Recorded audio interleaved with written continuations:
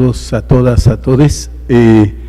Vamos a continuar. Uno de los aspectos importantes dentro de los espacios universitarios es precisamente la universalidad y la discusión del conocimiento, un elemento que ha aparecido de debate en los últimos 2 años, digamos, a partir de la aparición principalmente del chat GTP, ¿no? Es discutir en la educación el problema de la inteligencia artificial y los desafíos que conlleva, ¿no? El hecho de que hace 2 años haya aparecido este sistema no implica que la inteligencia artificial no haya estado presente, no está presente en muchos de los aspectos de nuestra vida cotidiana desde hace mucho tiempo, ¿no?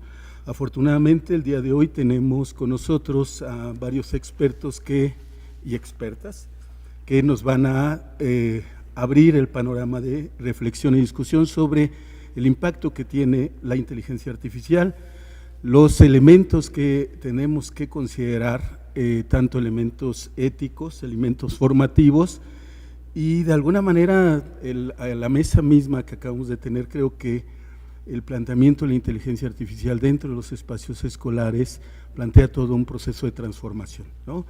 Necesariamente que va muy acorde con el planteamiento de lo que está suponiendo la nueva escuela, docente, ¿no? Con características de autonomía, de criterios, de reflexión, etcétera, parece que conlleva muy bien con los avances dentro de la tecnología que el día de hoy tenemos. Voy a presentar brevemente a nuestros participantes, y no vamos a hacer por los tiempos, no vamos a hacer un desarrollo de cada una de sus actividades. Todos son académicos de la Universidad Pedagógica, que eso ya en sí mismo dice bastante. Vamos a tener a la maestra Lorena Quintino Salazar. Ella nos va a dar una conferencia sobre tendencias tecnológicas en la educación. Ella pertenece al área 3, al doctor Luis Gabriel Arango Pinto, que pertenece al área 1, a la doctora Luz María Garay Cruz del área 4 y al doctor David Besies González del área 5. Les damos un fuerte aplauso para que comencemos a darle ánimo a la discusión. Y el orden de presentación va a ser tal cual. Tenemos un promedio de 12 minutos para que también tengamos oportunidad de tener un diálogo con los asistentes. Por favor, doctora Lorena Quintino, adelante. Muchas gracias. No puede ser, la tecnología siempre nos va a traicionar. Estoy aquí desde hace 1 hora y no hay internet en el auditorio. Entonces hubo que salir a solucionar el problema. Pues yo estoy muy emocionada de estar en esta mesa, aunque no lo crean, sigo al maestro Besies, a la doctora Luz María, siguiendo, pues haciendo pininos en esto de la tecnología. Déjenme decirles que yo desde antes de la pandemia ya trabajaba con plataformas, trabajaba con habilidades digitales y sentía mucha resistencia, no solo de los alumnos, sino de mis compañeros al momento de estar trabajando estas propuestas y costaba como decirles que usar la tecnología era más que usar una herramienta. Entonces, estas inquietudes, estas experiencias con los alumnos me hizo a mí ponerme a estudiar sobre las tendencias, sobre qué se estaba haciendo, sobre todo cómo lo íbamos a pasar a las aulas, porque todo en el discurso está bien, pero uno cuando está enfrente de los alumnos dice, bueno, ¿y ahora cómo voy a hacer todo esto? ¿Cómo lo voy a traducir para trabajar con ellos? Y entonces, en el primer encuentro, la doctora Regil hablaba de habilidades digitales, y es una cuestión que se sigue manejando, habilidades digitales. Y luego ya pasamos a inteligencia artificial, y entonces todavía estamos tratando de entender lo de habilidades digitales, y ya tenemos a la inteligencia artificial sobre nosotros. Entonces, a mí me gustaría, si le da por favor siguiente, mencionárselas rápido porque más que irlas descifrando, es lo que en teoría ya nosotros hacíamos. Las tendencias digitales actualmente están en entornos híbridos de aprendizaje, en la inteligencia artificial, como les decía, y aprendizaje automatizado, gamificar el aprendizaje y la ciberseguridad. ¿De dónde yo saco estas tendencias o de dónde las tomamos? Hay un informe que se llama Horizon, en donde se juntan las universidades y todos los especialistas en estas cuestiones tecnológicas y se juntan y empiezan a platicar de qué es lo que se tiene que estar haciendo actualmente. Entonces, es un recurso valioso para nosotros para saber dónde andamos o qué se supone que deberíamos de estar haciendo. Entonces, ahí es de donde yo saco estas tendencias. Bueno, dicho así, pues suena bien, ¿no? Ahora vamos a traducir esto que les digo, ahora hagamos cómo, o vamos a pensar cómo vamos a procesar estas tendencias en el salón de clase. La siguiente, por favor.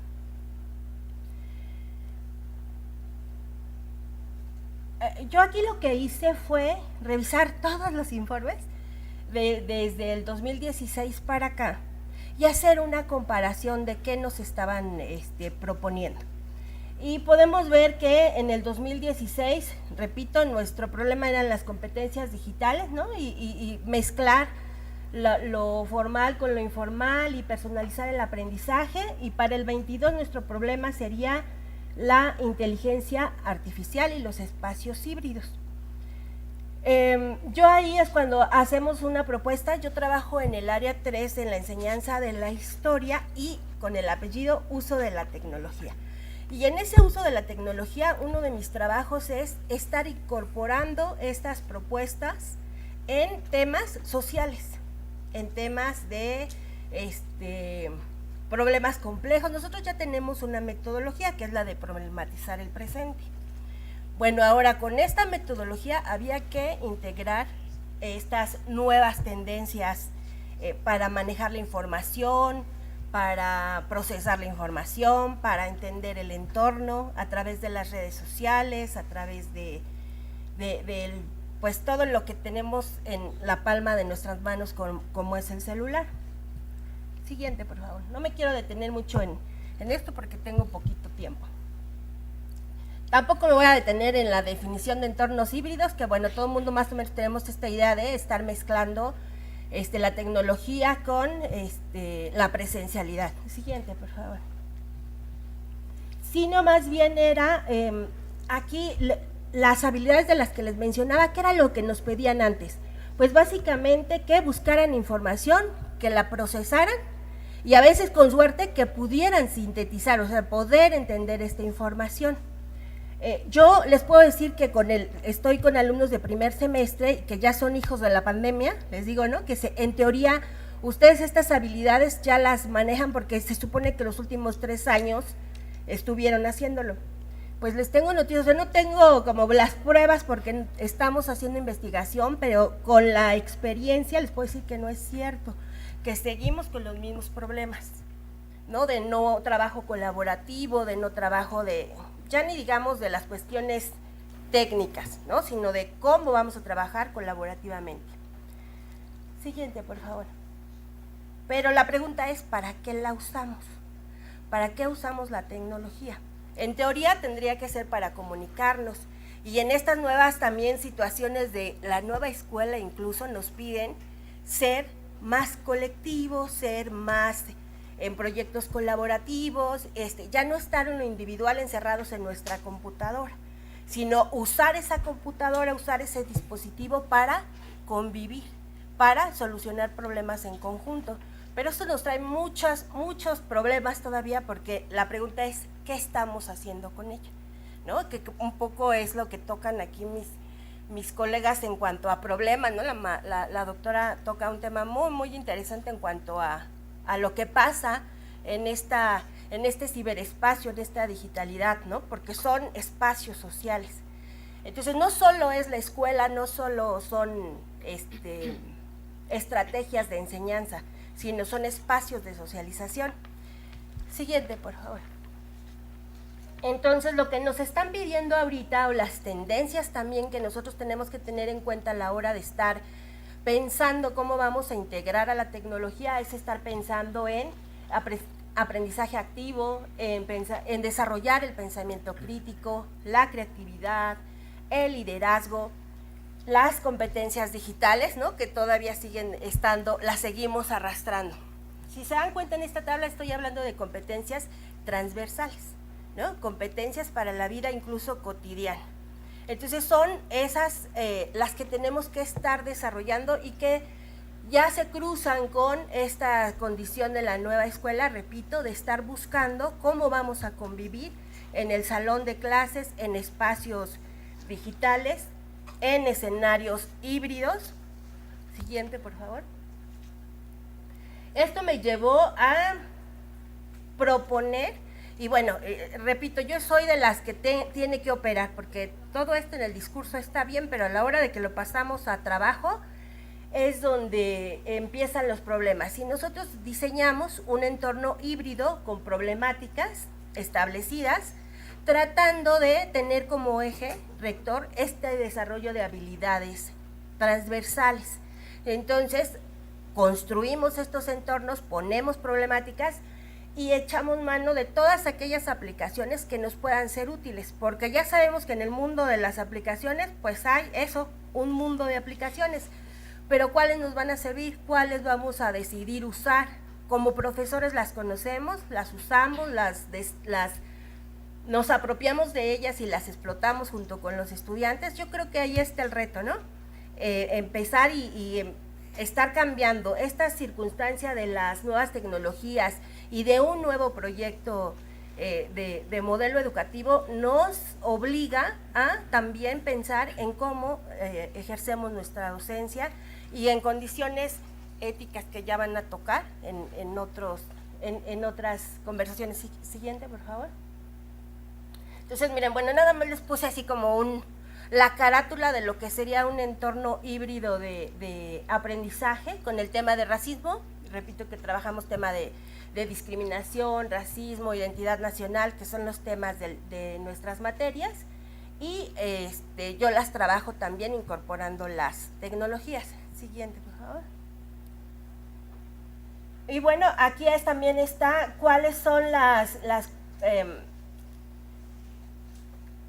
habilidades que podemos estar siguiendo en estos entornos híbridos, lo que nos apoyan estas nuevas tecnologías, ¿vale? Como tutoría virtual, evaluación automatizada, recomendaciones personalizadas. La idea es que las tecnologías nos ayuden a hacer como todo ese trabajo pesado del docente y tener más tiempo para trabajar con nuestros alumnos en cuestiones más sociales, ¿vale? Siguiente, por favor. ¿Qué desafíos tenemos? Pues la ciberseguridad, tenemos el acceso, que sigue siendo un tema, ¿no? Ahorita lo vimos en el auditorio, no hay internet, y ya estamos en la universidad, y en teoría debemos de tener toda la infraestructura, pero por alguna razón, vamos, el módem no funciona, ¿no? Lo cierto es que no siempre tenemos el acceso a estas tecnologías, y bueno, tenemos que estar sorteando esas circunstancias.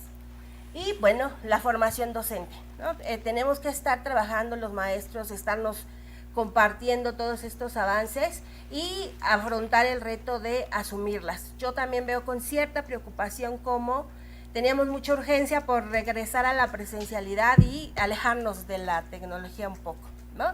Como si fuera nuestro enemigo a vencer, y no, tenemos que estar con ella y bueno, soy pro tecnología, como pueden ver, pero en el sentido de usarla para y con un objetivo claro, ¿vale? Y bueno, aquí les dejé nada más una tabla periódica de aplicaciones que les invito a conocer. Esta tabla, pues, la proponen docentes en un espacio de un conjunto de docentes que se ponen a investigar para qué sirven, ¿no? Y eso, pues, siempre nos puede ayudar para estar investigando cuál podemos nosotros ocupar para nuestra práctica docente. Pues hasta aquí mi participación. Gracias.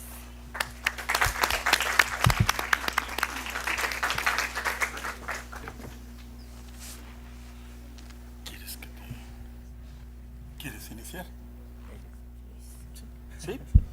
Gracias. Decíamos que vamos a seguir el orden que viene dentro del propio programa, ¿no?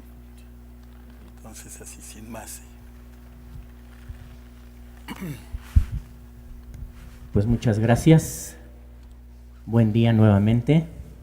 Agradezco la invitación a esta mesa y me da mucho gusto que voy a retomar una de las aplicaciones de las cuales ya nos hablaba Lorena, que es el ChatGPT, que es solo una aplicación de la inteligencia artificial, ¿no? Yo creo que esta sería como la primera idea. El ChatGPT no es toda la inteligencia artificial, hay muchísimas aplicaciones que hacen un montón de cosas, pero digamos actualmente se está utilizando mucho, tiene poco tiempo. La empresa que lo ha desarrollado no, pero la aplicación como tal tiene muy poquito tiempo, su boom tiene alrededor de un año, un poco menos. Entonces es algo de lo que se está hablando, de lo que se está utilizando muchísimo, pero pues como siempre la reflexión siempre como que va detrás, ¿no? Entonces quiero ahondar, hacer un pequeño zoom, ¿no?, en esta aplicación que es el ChatGPT que nos presentaba Lorena dentro del universo, digamos, de lo que es la inteligencia artificial. Entonces seguimos, por favor. Ok, bueno, primero que nada, pues, ¿qué es la inteligencia artificial? Bueno, pues son un conjunto de tecnologías, ¿no?, que son capaces, por lo menos potencialmente, de imitar o superar pues algunas capacidades humanas, incluyendo, pues, digamos, el razonamiento, el análisis, la resolución de problemas, ¿no? Hacen muchas cosas que asemejan a lo que hacemos los seres humanos, aunque, pues, evidentemente hay cosas que no hacen. O sea, tampoco es una cuestión de que sean o hayan desarrollado ya ciertas cosas que las puedan convertir en humanos, ni mucho menos, pero sí tienen un desarrollo que los hace, que hace a estas tecnologías capaces de realizar un conjunto de tareas, y bueno, pues hay una relación con las capacidades humanas, ¿no? Entonces, en este sentido, siguiente por favor.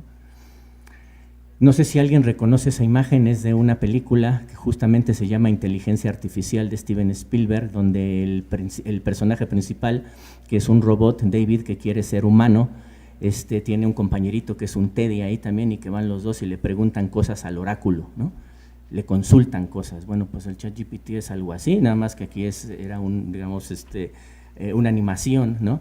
El ChatGPT es solamente eso, un chat, una plataforma, una interfase de texto, pero la idea es que se le puede preguntar cosas o se le pueden pedir cosas, ¿no? Por eso la analogía. Entonces el ChatGPT, seguimos por favor, es un modelo, ¿no?, de lenguaje automatizado, creado, desarrollado por esta compañía que es OpenAI, ¿no?, que es inteligencia artificial abierta, en su versión 3.5, y hay una versión 4, pero esa versión 4 es con costo, la versión 3.5 es gratuita, y de repente dirán, bueno, ¿y de dónde saca la información el ChatGPT para darnos en sus respuestas?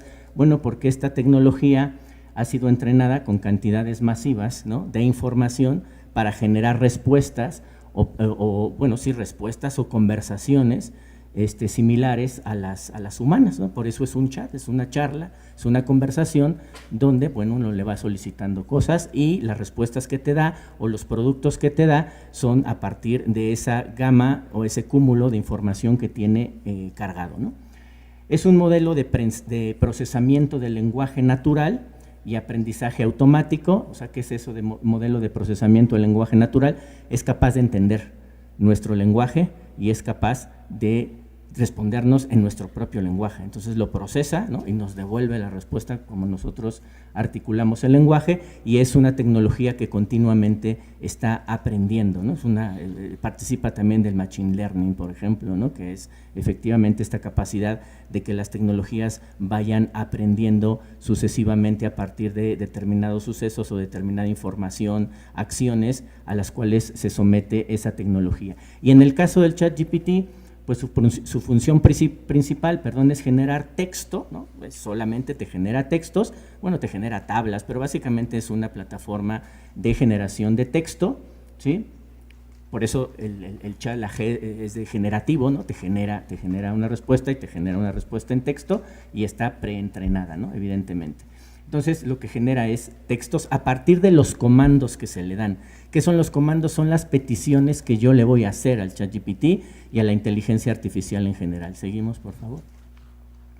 ¿Qué podemos pedirle al ChatGPT? Bueno, podemos pedirle un montón de cosas, algunas de las cuales las ven ahí en la pantalla. Podemos pedirle que haga un análisis, le cargamos la información y le pedimos que haga, por ejemplo, podemos cargarle una entrevista, ¿no?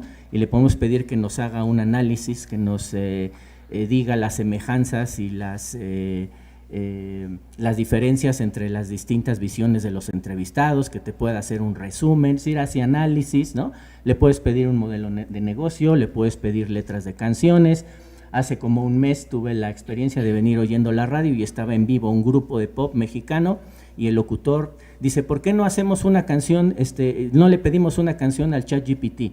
Ahora le vamos a pedirle una canción y mientras hacemos el prompt, que es el comando, pues vámonos a música, una canción, y en lo que estaba la canción le pidieron, o sea, una canción grabada, en ese inter le pidieron al chat que hiciera una canción y le pidieron, hazme una canción que hable de tal temática, en este caso era de amor, al estilo del cantante mexicano Luis Miguel, no sé qué, le dieron como las indicaciones, ¡pum!, y se las hizo, y les hizo la letra, y entonces como estaban ahí el grupo, sacaron la guitarra, le pusieron música y quedó la canción, ¿no? Entonces le podemos pedir recetas de cocina, poemas, guiones, ensayos, historia, resúmenes, muchas cosas, ¿sí? Entonces, aquí la idea que yo quiero sostener es que esta es una tecnología, ¿no?, de inteligencia artificial que ya está con nosotros, que se puede usar, hay que conocerla, hay que entrarle, pero siempre y cuando esto sea con una visión crítica, creativa, ¿no?, con estas habilidades de las cuales ya han hablado. Entonces, seguimos, por favor. Gracias. Alerta. Esta tecnología tiene sus limitantes, ¿sí? Esto que ven ahí es incluso un aviso que te da la misma plataforma cuando tú entras, en donde te dice que el sistema puede generar ocasionalmente información incorrecta o engañosa y producir contenido ofensivo tendencioso. O sea, se puede equivocar, alucina, como se dice, digamos, en el argot, ¿no? Entonces ustedes me pueden decir, bueno, pero si se alucina, pues entonces ¿para qué la usamos? Bueno, es que hay ciertas consideraciones, ¿no?, justamente en su uso para que el producto que tengamos sea lo más exitoso, lo más apegado posible a lo que nosotros queremos o a lo que nosotros necesitamos, ¿sí? Siguiente, por favor. En una entrevista semiestructurada al ChatGPT en alguna ocasión le dije, ¿cómo podemos enseñar a usarte? Entonces, por eso es que habla en primera persona, ¿no? Y entonces esas son las respuestas que dan. Y si se fijan en las respuestas, detrás de las mismas hay una necesidad de formación, hay una necesidad de desarrollo de habilidades digitales críticas, hay una necesidad de cuidar la parte ética, y el mismo chat te lo dice, ¿sí? O sea, ¿cómo podemos enseñar a usarte desde nosotros como docentes? Bueno, pues dice ahí, enfatiza la importancia de la evaluación crítica, ¿no? O sea, revísame, ¿no? Los estudiantes deben aprender a evaluar la precisión y la relevancia de la información que genero, o sea, la parte crítica, y no depender exclusivamente de mí para tomar decisiones importantes. Eso lo tendríamos que saber todos. Enseña sobre mis límites, ¿no?, sobre los límites de mi capacidad. Los estudiantes deben comprender, los estudiantes y todo mundo, nosotros como docentes tendríamos que ser los primeros, ¿no? Deberíamos comprender que soy solo una herramienta y que tengo limitaciones, o tiene limitaciones.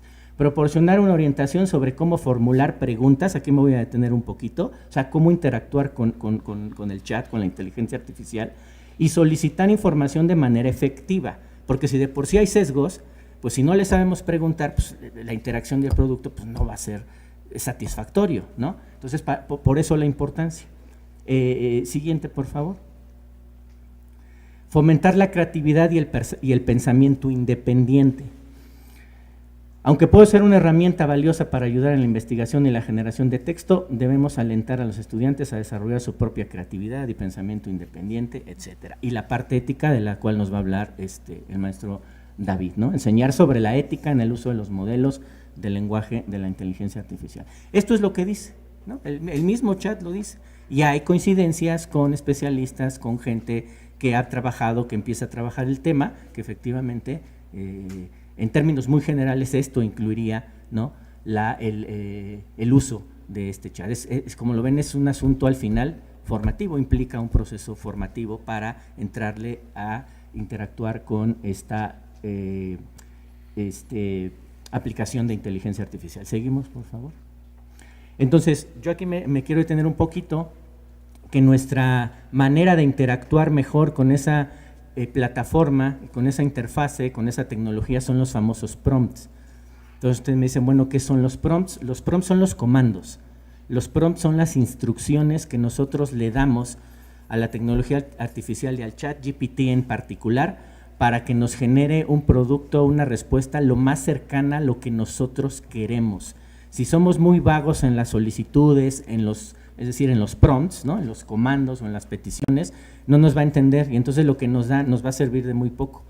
Entonces ese es un prompt, una orden, un comando para establecer la interacción o la relación con el sistema de inteligencia artificial. El resultado que arroje dependerá mucho de lo que nosotros le digamos, de esos prompts o de esos comandos, y si no está bien definido, evidentemente, es posible que esa tecnología no comprenda lo que se necesita y genere contenido que no nos va a servir. Entonces es muy importante generar buenos prompts. ¿Cuáles son algunas de las recomendaciones para hacerlo? Seguimos, por favor. Básicamente, yo les diría, y aquí también coincide mucha gente, ser lo más claro y específicos posibles, ¿sí? Lo más claro, lo más precisos, lo más específico. No ser vagos, no dejarlo tan general, ¿no? Hacer énfasis en el propósito de la instrucción a detalle, ¿no? Hazme un resumen, quiero una lista, quiero una tabla, quiero enfatizar efectivamente lo que queremos, ¿no?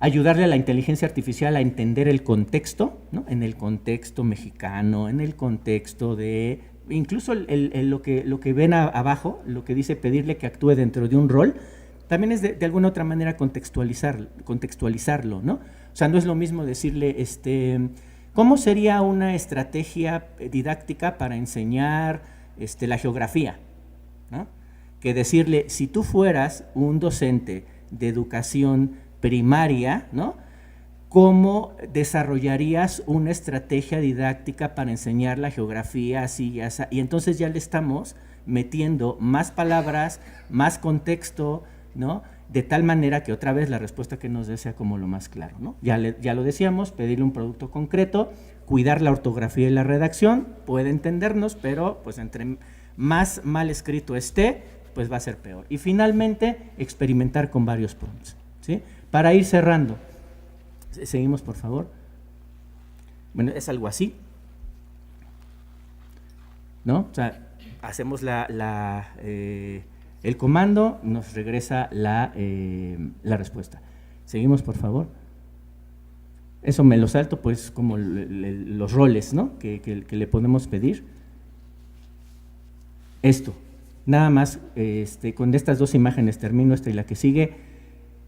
Hay muchísimas cuestiones para enfrentar y para poder utilizar mejor esta herramienta. Yo lo dejaría en lo que yo le llamo las 4P, el pensamiento creativo, el pensamiento estratégico, el pensamiento crítico, el pensamiento complejo y ya finalmente, ahora sí la última, porque ya me pasé un poquito, este autor que se llama Codina, si ustedes se fijan en la ilustración, tiene mucho que ver con lo que estoy diciendo, ¿no? O sea, la redacción que genera la inteligencia artificial, el estudiante o el usuario, quien quiera que sea, que puede ser, insisto, el docente, tendría que hacer todo eso. Y ahí es donde entran las 4P que yo decía, ¿no? Porque para verificar, para fundamentar, para ampliar, ¿sí?, o para profundizar en los contenidos, hay que ejercer estos 4 tipos de pensamiento, por lo menos, de los que yo hablaba. Entonces, en ese tenor, podemos hablar de un aprovechamiento, digamos, de estas herramientas, ¿no? Entonces, por lo pronto lo dejo ahí. Muchas gracias.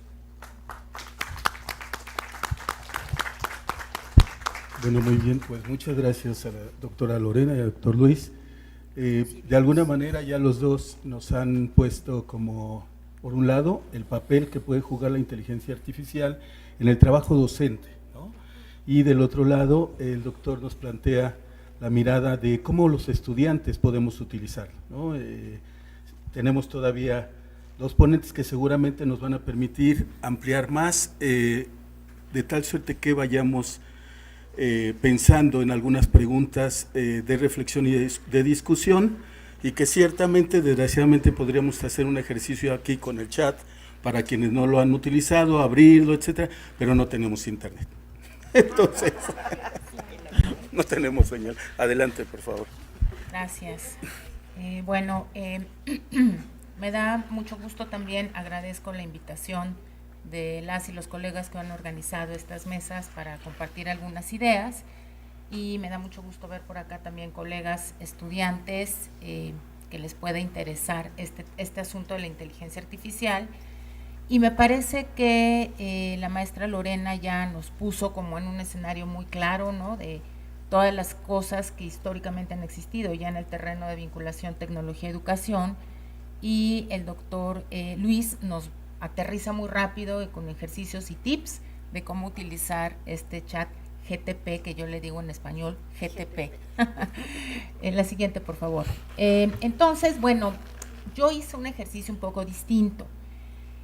Hablar de qué es la inteligencia artificial en 15 minutos está complicadísimo, mis colegas están haciendo un gran esfuerzo para sintetizar y decir y demás, pero es un tema súper complejo, que por eso, como decía el profesor Juan Manuel al inicio, hay tantas mesas, textos, investigaciones, etcétera, para intentar entender y sobre todo incorporar la inteligencia artificial a las prácticas sociales, la educativa en específico.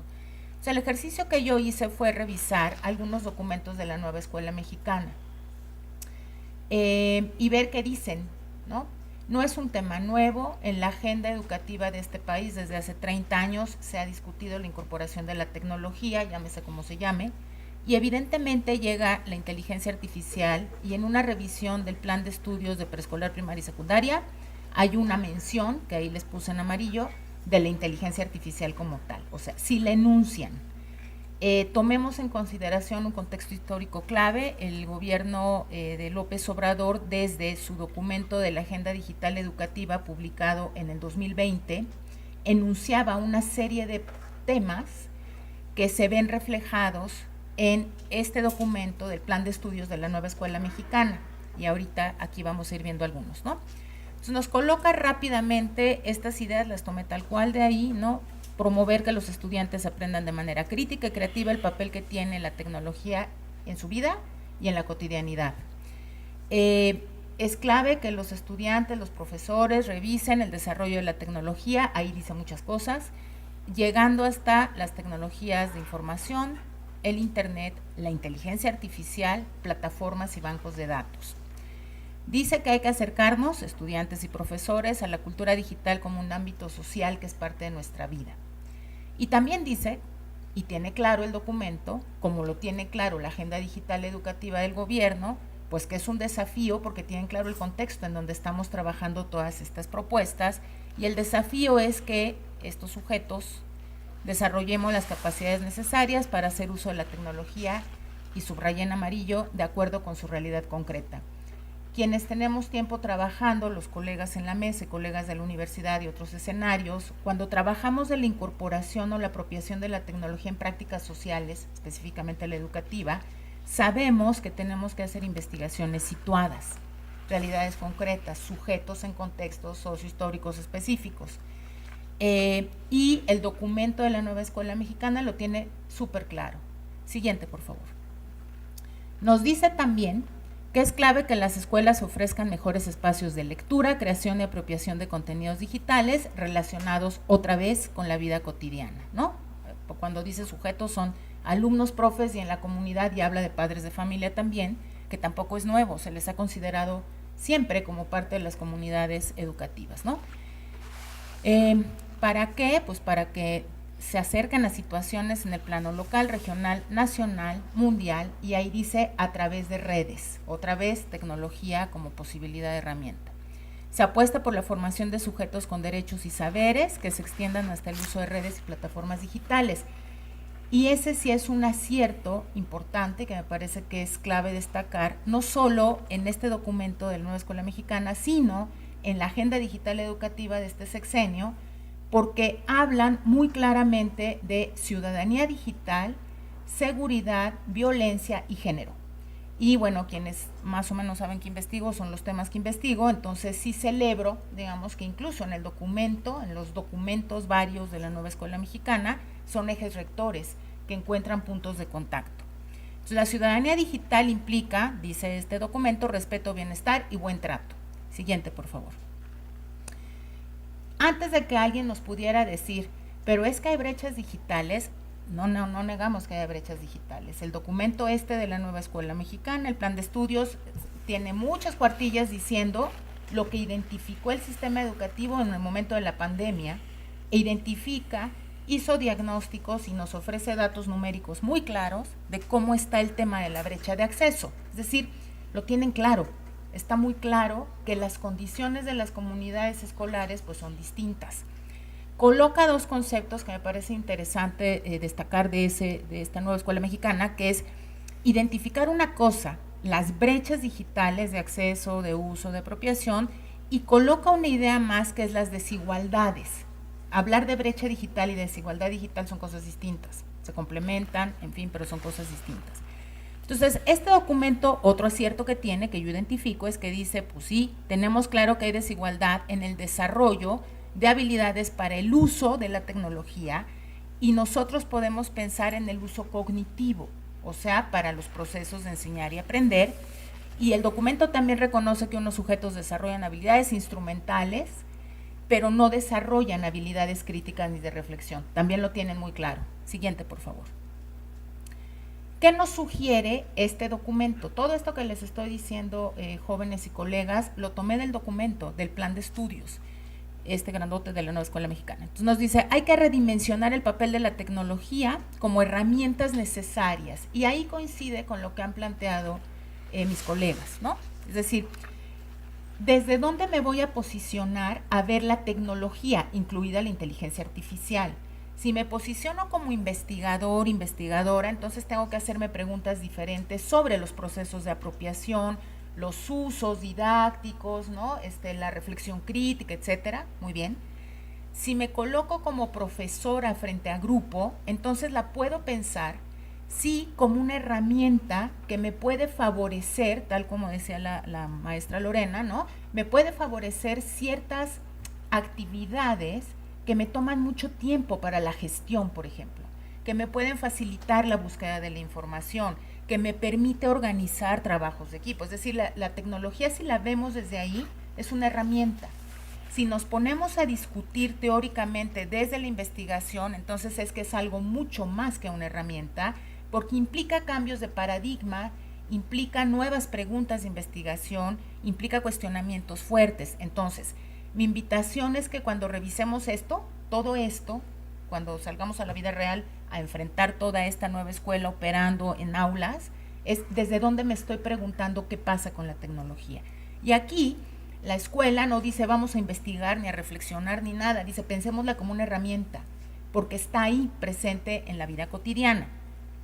Y es una herramienta, ¿no? La tecnología, ahí no habla de inteligencia artificial, dice la tecnología, es una herramienta necesaria para la enseñanza y el aprendizaje, pero vean lo que dice, para el beneplácito de todos los que dicen la tecnología nunca va a sustituir al maestro, no, y nadie lo ha sugerido.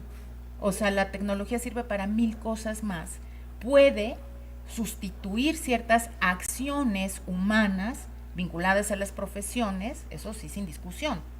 Gabriel nos acaba de dar un ejemplo magnífico, ¿no? De cómo puedo usar el chat GTP para ciertas cosas, y si yo lo pude usar y le enseño a mis estudiantes, entonces que lo busquen ellos, pero no es que me está sustituyendo, es que estoy empleando la tecnología como una herramienta que nos permite agilizar ciertos procesos de trabajo, siempre y cuando haya acceso, conectividad, etc. Entonces nos dice, no puede sustituir al maestro, no puede sustituir a la escuela y no puede sustituir a la didáctica como disciplina. Súper claro lo tiene el documento. También nos sugiere aprovechar los recursos y los medios de la cultura digital de manera ética. La ética atraviesa todo el tiempo estas prácticas. Ética y responsable para comunicarse, obtener información, seleccionar, organizar, ¿no? Siguiente, por favor. Todo eso lo saqué del documento. La pregunta clave eterna es, está muy bien, está bien escrito, está maravilloso. ¿Cómo? O sea, ¿cómo lo vamos a hacer y cómo lo bajo eso ahora sí a mi plan analítico y a mi clase y con el libro del texto, no sé qué? Y el propio documento, en toda su esencia, yo rescato 2 ideas centrales y nos dice, todo el tiempo nos dice, los docentes en colaboración con la comunidad pueden generar experiencias de aprendizaje en aula, escuela o comunidad conectadas con situaciones del contexto del estudiantado. O sea, nos habla de experiencias. y también nos dice que podemos promover o orientar la reflexión para buscar soluciones a problemas comunes. Siguiente, por favor. Y entonces, ahí vamos una idea que ya no me detengo, un poco por el tiempo, otro poco porque ya la explicaron con mucha más soltura y claridad Gabriel y Lorena, pero es, pensemos la inteligencia artificial, y ahí me voy no a tecnología, a la inteligencia artificial como todo esto, ¿no? Una herramienta, estrategias, diseño, y el reto es aprender a usar la inteligencia, que ya Luis Gabriel nos dio tips de cómo hacerle. Siguiente, por favor. Esta parte la hice utilizando el ChatGPT 3.5, que es gratuita. ¿Por qué? Pues porque es que si la tengo y la sé usar, pues hay que aprovecharla. Entonces dije, tengo que hablar de los usos educativos de esta cosa. Le pregunté directo y ahí está el prompt que le di, no está el prompt que yo le di, pero ahí está lo que el chat amablemente me decía, pues sirvo en la educación para esto, ¿no? No me detengo ahí, vean, dice lo mismo que si se fijan, decía la maestra Lorena en las primeras, en una que ella identificó. Hasta dije, híjole, creo que usamos el mismo prompt, pero no. Siguiente, por favor. Ahí está otras cosas que dice, mire, todo eso usted puede hacer, ¿no? Siguiente. Y yo decía, ajá, muy bien, pero ¿qué tal que es que no tenemos dinero para pagar esas aplicaciones tan caras? Y entonces fui y le dije, oiga usted, ChatGPT, dígame ahora, en México, ¿cuáles son gratuitas? En México y en español, para salvar la brecha de idioma. Y entonces ya me contestó ahí y me dijo una lista de 8, ¿no? Que no me detengo, digamos, vamos rápido, ¿no? Siguiente, por favor. Y hasta me decía, mire, esa aplicación le sirve para esto. La siguiente, chicas, por favor. ¿No? Sirve para todo esto, y al final me decía, me recomienda que dónde ir a ver. Y ayer entré a ver el de Amazon, a ver qué onda. Y entonces está eso, te generas tu cuenta gratuita, tienes que ser hábil para ir generando estas cosas y hacer todo lo que dice Luis. Entonces la inteligencia artificial es una maravilla si la sabemos incorporar, el reto es aprender a usarla. Siguiente. Entonces ahí no me detengo mucho, ¿no? Porque otra vez yo decía, esto está súper bueno, pero ¿cómo? O sea, ¿cómo hacemos para esto?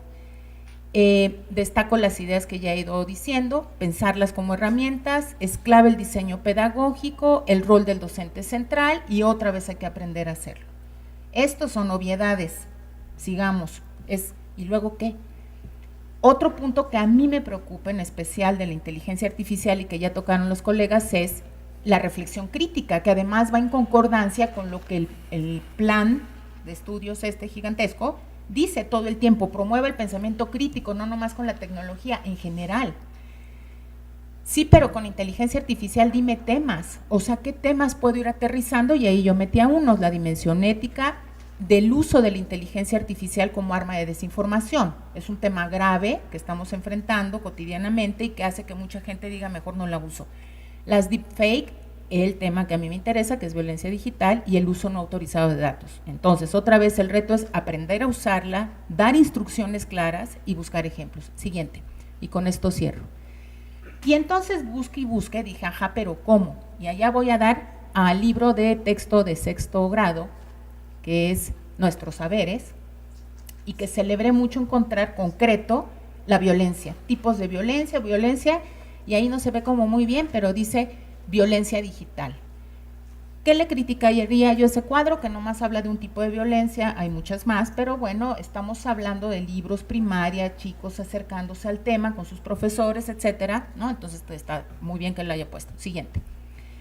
Si yo tengo ese tema y si retomo lo que me dice todo el plan de estudios y que me dice, está en la vida cotidiana, es un problema común, ¿qué hacemos? ¿Y cómo yo usaría la inteligencia artificial? Esto sí no se lo fui a preguntar al ChatGPT, lo pensé.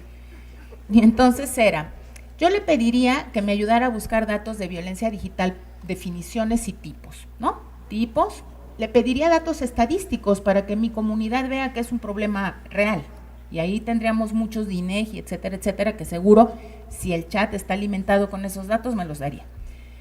Y comenzaríamos a promover esto que nos piden, reflexiones a partir de ejemplos. Y entonces ahí la apuesta es que las y los profesores tienen la experiencia para ir bajando todo esto a las prácticas concretas. Es decir, desde mi punto de vista, no es pedirle a los profesores que aprendan a usar inteligencia artificial, aplicaciones y diseñen, es en el contexto concreto de sus escuelas y sus estudiantes, ¿qué aplicación de inteligencia artificial podrían emplear? ¿Cómo pueden empezar a explorar una sencilla, el ChatGPT, gratuita, más o menos sencilla, que es básicamente de texto. Y después nos daríamos cuenta que es que usamos muchas aplicaciones de inteligencia artificial, muchísimas, pero ni nos enteramos, ¿no? Porque estamos como montados en definiciones muy concretas. Entonces, la clave sería identificar problemas comunes de las y los adolescentes en el tema de la violencia. Los padres y las madres nos piden a gritos que alguien hable con ellos de qué es eso de la violencia digital, y las escuelas te están enfrentando un problema serio de ciberacoso, ciberbullying o como lo definan. Ahí hay un ejemplo muy claro que vincula libro, plan de estudios, tecnología. Y cierro con esta ya última, por favor, jóvenes, con estas reflexiones finales que son claves, ¿no? La incorporación de las TICs tiene 30 años que lo estamos discutiendo. El rol de los actores educativos, docentes y estudiantes es insustituible. Las TIC, incluida la IA, son herramientas y habrá que verlas así en este escenario que estamos discutiendo acá, que pueden y deben incorporarse a las prácticas en distintos niveles. Y el gran concepto que coloca el plan, que me parece que habría que trabajarlo y problematizarlo más, pero está colocado, es: la cultura digital nos interpela como actores educativos para comprenderla porque la producimos. Es decir, somos parte de la cultura digital, estamos viviendo la cultura digital todo el tiempo. Y con eso creo que puedo cerrar para tener espacio de charla. Gracias. Muchas gracias. Se agradece, creo, sobre todo la posibilidad de bajar, ¿no?, este tipo de reflexiones específicamente a la escuela y al planteamiento del nuevo modelo. Surgen varios aspectos que quizá tendríamos que ir pensando y que tiene que ver con un trabajo que quizá tengan que hacer los psicólogos, que es este planteamiento del proceso de apropiación, ¿no?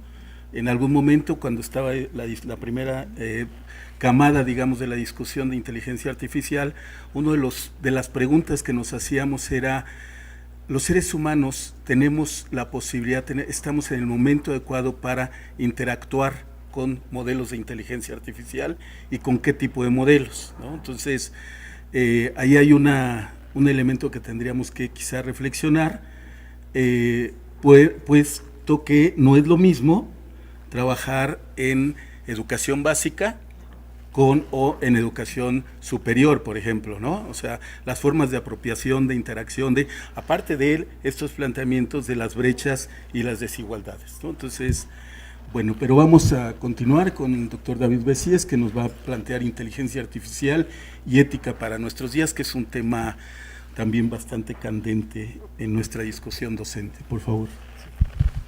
Muy buenas tardes a todos. En unos minutos entra un equipo de seguridad para verificar que no se copien derechos de autor de las impresionantes imágenes que hoy tenemos. Entonces, si quieren tener acceso, van a tener que pagar para que lo puedan usar en su ya tradicional corte y pega, producto de la pandemia. Entonces, atentos con todo respeto para que les quiten sus aparatos a quienes no estén dispuestos a pagar. En 3 partes divido mi intervención. La primera tiene que ver con una nostalgia, la segunda con mi capacidad de asombro cada vez más desbordada, y la última con una serie de preguntas respecto a los procesos de enseñanza-aprendizaje, la inteligencia artificial y, desde luego, dónde empezar a resolver ese vínculo ético entre la inteligencia artificial y lo educativo. Primero, a principios del siglo XX, en las esquinas de las zonas urbanas, llegaban los periódicos y allí los chamacos se arremolinaban para estar al tanto de lo que traían, y los adultos de entonces censuraban que los escuincles solamente vieran la sección de monitos. Decían: condenados chamacos, estos van a ser analfabetas, estos escuincles no tienen futuro. Los años 20 del siglo pasado, ya los escuincles adultos escuchan, miran, padecen que los niños de los años 20 se agrupan en torno a la radio y están boxeando, están espantándose, están consternados por las comedias, les llamaban, por las peleas de box, por Calimán. Y entonces todos en el estudio, el verdadero Calimán. Entonces, híjoles, está ahí está. Los adultos de entonces decían, escuincles no tienen remedio, no quieren estudiar, no van a aprender nada porque están frente a la radio. En los 60 aparece a los que teníamos 20 centavos ir a pagar para ir a ver los programas de televisión, el chocolatote, de combate, de muchos programas, y los adultos, hasta el buen Monsi, Carlos Monsiváis, decía, eso es la caja idiota, eso no tiene remedio, los escuincles no tienen remedio, no van a aprender nada. Los adultos de finales del siglo pasado empezaron a ver internet y dijeron, escuincles babosos, no van a aprender nada, no saben nada. Hoy, frente al impresionante desarrollo tecnológico de la inteligencia artificial, nuestros adultos ahora, de nueva cuenta, no van a aprender nada. Hasta ahí mis nostalgias. Nos pesca la pandemia y ya es hasta lugar común decir que los profesores estábamos desarmados. Y ocurrieron cosas maravillosas. Ya usábamos inteligencia artificial, ya usábamos programas, ya usábamos tecnologías y no lo sabíamos. Y entonces, a nivel nacional, teníamos el impedimento de cómo usarlo, para qué usarlo, desde dónde usarlo, cómo usarlo en beneficio de que los escuincles aprendieran. Y entonces dimos palos de ciego, nos hicimos de tecnología, dijimos, ya tenemos mi lab, seguro ya ahora sí lo aprendo. Y entonces la pregunta de siempre, ¿cómo se aprende a través de los medios? ¿Cómo utilizo la herramienta? Y mi capacidad de asombro no termina desde la pandemia. TikTok, ahora hay una palabra, hay palabras raras, googlear, whatsappear, y uno dice, ¿cómo volvemos esa magia tecnológica? Procesos de enseñanza-aprendizaje. No los satanicemos. Ahora, ¿cómo lo volvemos para que los escuincles aprendan, para que los maestros comprendan, para que los maestros enseñen, para que se conjunte y se construyan procesos de enseñanza-aprendizaje? No satanizar. Ya vimos la lección histórica. Eso no sirve. Ya está en nosotros. Y mi capacidad de asombro me lleva a escuchar y ver los robots que le dicen que tiene inteligencia y le preguntan justamente a uno de ellos, oye, ¿tú me puedes amar? Y el robot contesta sinceramente, no sé lo que se trata, no estoy programado para eso, tú me estás hablando una cuestión que no tiene sentido para mí. Oye, ¿tú puedes estar celoso de mí? No tengo idea de lo que me estás preguntando, no veo con qué propósito lo haces, pasemos a otra cosa. Y llego, mi última capacidad de asombro, y me encuentro con que ahora un avatar puede sustituir al maestro, puede estar en 6 salones y puede distinguir a cada uno por su nombre en un salón de clase. Y a ver, Godínez, dígame cómo está la sesión. Sí. No, oiga, usted que está en Chihuahua, dígame tal cosa. El impresionante desarrollo tecnológico no me resuelve cuestiones centrales. ¿Así se aprende? El corta y pega, ¿así se aprende? El TikTok, ¿así se aprende? ¿Se aprende de mejor manera? ¿Cómo se puede aprender mejor? ¿Cómo se resuelve el problema? ¿Cómo me sirvo de esa herramienta? Porque ese es el asunto central, es una herramienta, no es la Biblia educativa. Y entonces paso a mis preguntas que hoy en día, éticamente, los adultos del siglo pasado, principios del siglo pasado, si querían hacer fraude en la escuela, copiaban. A mediados de siglo, los libros estaban subrayados y a principios de este siglo vemos en la biblioteca un 20% de libros subrayados con anotaciones de estudiantes de posgrado que subrayan los libros. Ahora es corta y pega. Ahora es no medir qué consecuencias tengo con el fraude que estoy haciendo. No para qué, no cómo, no desde dónde, no con qué argumentos. No. Ahora es cómo simulo que aprendo. Y, como diría Mario Benedetti, cómo simulo como si estuviera enseñando yo maestro y el otro me vende el simulacro de que también está aprendiendo. ¿Cómo desde el corte y pega puedo aprender?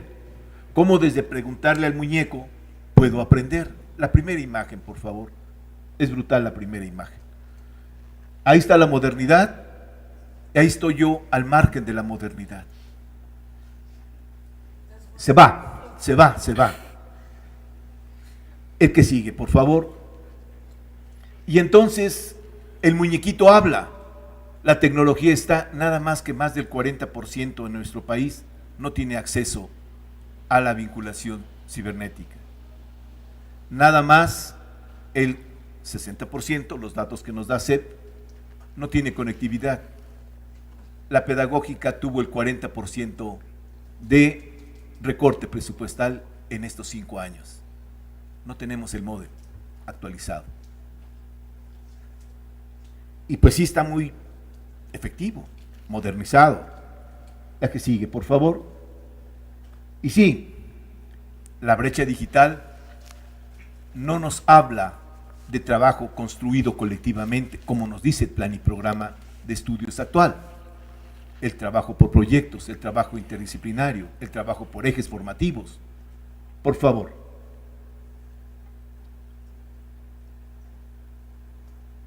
Y entonces, las escuelas, no solo durante la pandemia, antes fueron expulsoras de mano de obra que no tuvo acceso a la pandemia. 2 alumnos que perdí este semestre me desconcertaron en sus propuestas.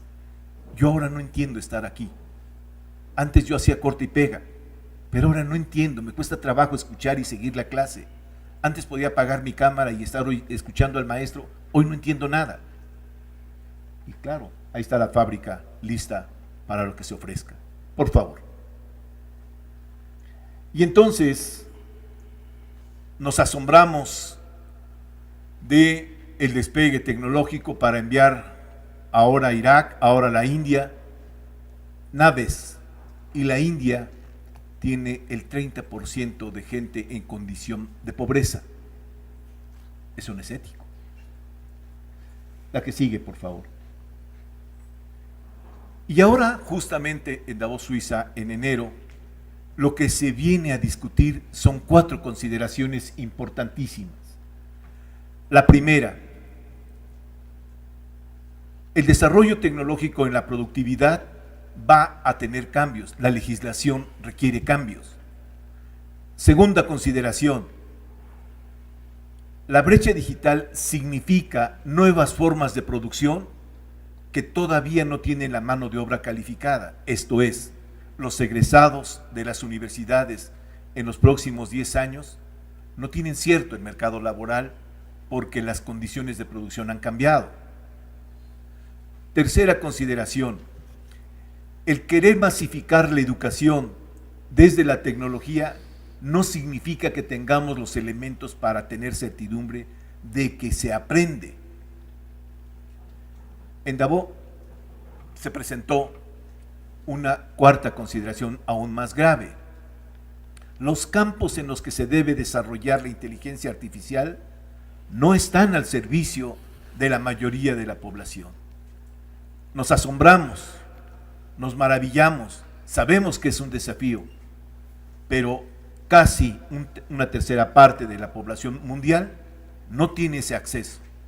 Los datos nos espantan de la pasada pandemia, en donde México pudo tener más de 700,000 muertes por varias condiciones médicas, de salud, educativas, culturales en nuestra patria. Por favor.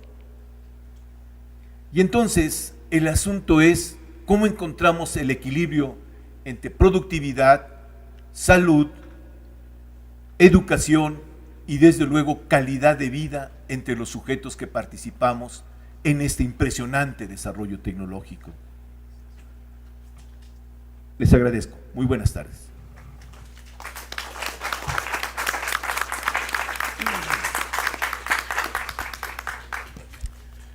Muchas gracias, doctor Besies. Acorde a la reflexión que se ha hecho, creo que el doctor Besies abre varios campos de discusión. Voy a atreverme a hacer una cita de un filósofo crítico de la sociedad contemporánea, Han, que dice: viajamos a todas partes sin adquirir una experiencia. Nos comunicamos continuamente sin participar en una comunidad. Almacenamos grandes cantidades de datos sin recuerdos que conservar. Acumulamos amigos y seguidores sin encontrarnos con el otro. La información crea así una forma de vida sin permanencia y duración. Esa es quizá una de las partes, de los ejes, ¿no?, de esta ausencia, ¿no?, esta construcción compleja, y que quizá tenga que ver con la reflexión de: ¿estamos preparados para trabajar con esto que hemos denominado inteligencia artificial, por un lado? Y por el otro, un elemento importante que me gustaría que pudiéramos reflexionar tiene que ver precisamente con el problema de la educación. El doctor Besies dice: corta y pega. Pero ¿por qué cortamos y pegamos? ¿Qué tipo de modelo educativo estamos teniendo que nos genera que cortemos y peguemos? No es un problema que tengamos nosotros, es un problema estructural, es un problema institucional, y que tiene que ver con la relación de esta nueva escuela mexicana, ¿no? El decir, lo señalaba previamente, y quizá lo reitero nuevamente en esta mesa, en este espacio, nos decía la maestra Tere Garduño en las discusiones que hubo sobre la nueva escuela mexicana cuando iniciaba el debate: tendríamos que cobrarle a los gobiernos anteriores todo el daño que le hicieron a nuestra educación, ¿no? Porque en eso que hicieron, en ese desbarajuste, en esa ruptura de estructuras, es donde estamos asentando ahora la nueva escuela mexicana, las esperanzas de transformación de muchas cosas, particularmente y en paralelo con, a final de cuentas, ahí está la inteligencia artificial. ¿Cómo trabajamos con ella? Porque pareciera así, acá está en el celular, pero está en nuestra casa, en muchas cosas que hacemos cotidianamente y que quizá no lo reflexionamos, similar cuando llegamos a la pandemia a utilizar estas plataformas. Entonces, ahí creo que tenemos grandes debates, todavía grandes brechas. Quizá la esencial para nosotros como pedagogos, como educadores, tiene que ver cómo aprendemos los seres humanos, ¿no? Hay grandes debates de cómo lo estamos haciendo. Entonces, estamos en la parte de poder levantar la mano, hacer preguntas sobre lo que nos han planteado nuestros expertos, nuestras expertas el día de hoy. Así es que esperemos que no haya una pregunta y sobre esa, como en la mesa anterior, ¿no?, nos debatamos, ¿no? Recuerden, cada pregunta vale 3 puntos, fundamental. Buena idea. Entonces, Es para conseguir conservando las tradiciones de nuestras instituciones. Sí, por favor, ya ven.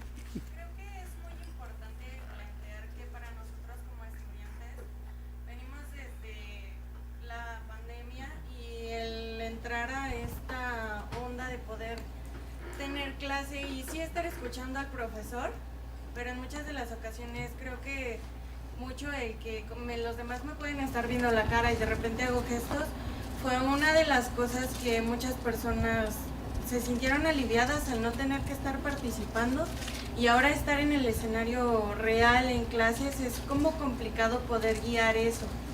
Yo me doy cuenta con mis compañeros que es como, es que sí quiero preguntar o quiero participar, pero me da mucha vergüenza porque todo el mundo me va a voltear a ver cuando dentro de la tecnología, dentro de poder estar en diferentes aulas presenciales en un video era un poquito más sencillo.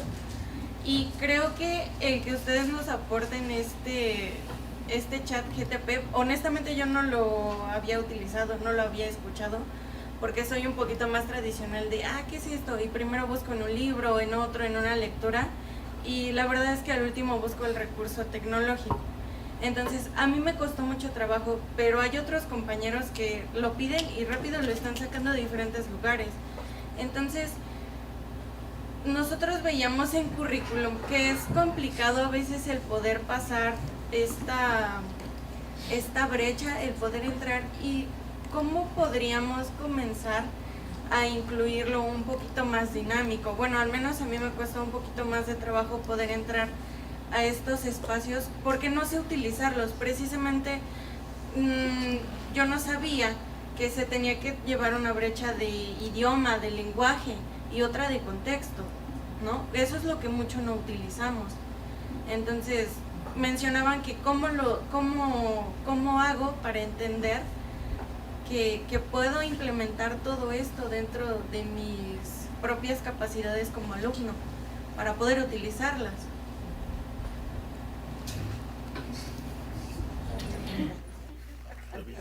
Sí. Muy bien, a ver, vamos. Vamos a intentar.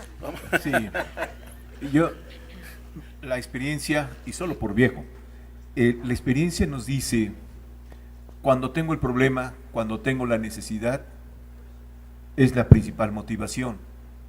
Cuando yo les digo a los alumnos, vamos en el salón de clase, porque hago muchas locuras en el salón.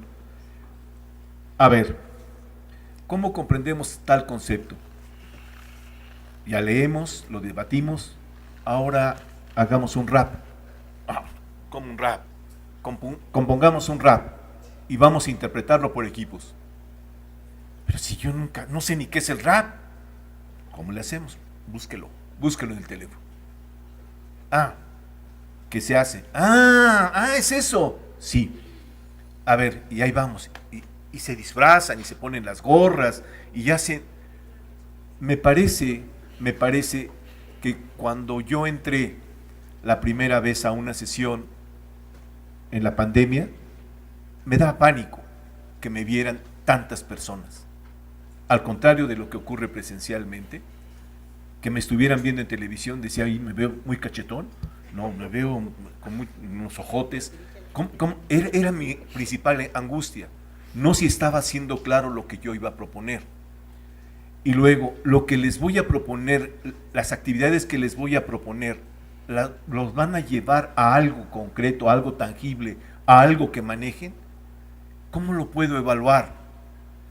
Estaba yo imaginándome en ese nuevo lenguaje cómo hacer las cosas como cuando las hago de manera presencial. No sabía yo que me daba pánico cibernético ver mi cara proyectada en tantas pantallas. Y entonces, cuando ya recibí en la columna de la derecha todos los comentarios en el chat, dice, no, qué bien, no, qué bueno, a nosotros nos salió, ¿por qué no le dio tiempo de pasarme a mí? ¿Por qué es? Por ahí está la motivación, por ahí está intentarlo, por ahí está reconstruirlo, ahí está el medio.